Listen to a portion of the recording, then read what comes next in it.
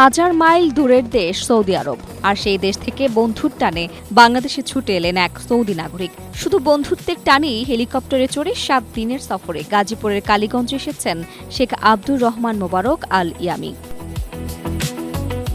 শনিবার সকালে জাঙ্গালিয়া উচ্চ বিদ্যালয় মাঠে তার হেলিকপ্টার অবতরণের খবর ছড়িয়ে পড়তেই ভিড় জমে যায় উৎসুক মানুষের।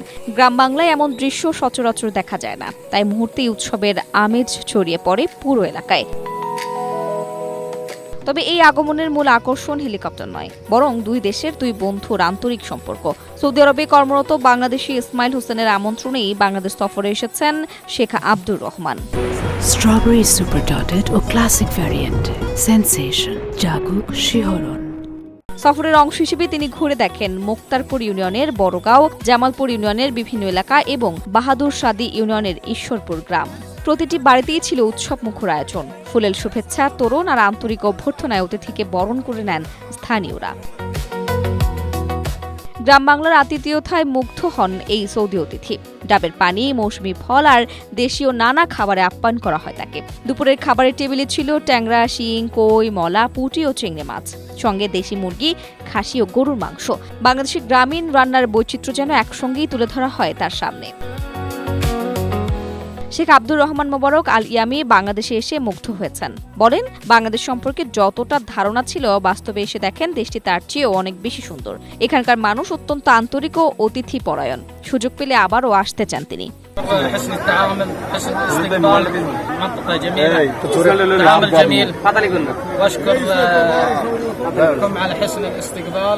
বলছে যে বাংলাদেশে আসছে, বাংলাদেশের মানুষ আলহামদুলিল্লাহ সবাই ভালো এবং সবাই পরিচিত।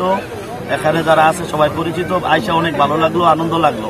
খাবার শেষে অপেক্ষা করছিল আরেকটি ব্যতিক্রমী অভিজ্ঞতা। স্থানীয় একটি লিচু বাগানে গিয়ে গাছ থেকে নিজ হাতে লিচু পেড়ে খান তিনি। প্রকৃতির সৌন্দর্য আর গ্রামীণ জীবনের সরলতায় বারবার মুগ্ধতা প্রকাশ করেন এই সৌদি অতিথি। কালীগঞ্জের সফর শেষে কুমিল্লা ও সিলেটে বন্ধুদের বাড়ি ঘুরে দেখবেন শেখ আব্দুর রহমান। এরপর আবার ফিরবেন কালীগঞ্জে, তারপর পাড়ি জমাবেন নিজ দেশ সৌদি আরবে। ভাষা, সংস্কৃতি আর ভৌগোলিক দূরত্ব ভিন্ন হলেও বন্ধুত্বের বন্ধন যে কতটা শক্তিশালী হতে পারে, সৌদি অতিথি শেখ আব্দুর রহমানের এই বাংলাদেশ সফর যেন সেই গল্পই নতুন করে মনে করিয়ে দিল। Desk report, Asia post.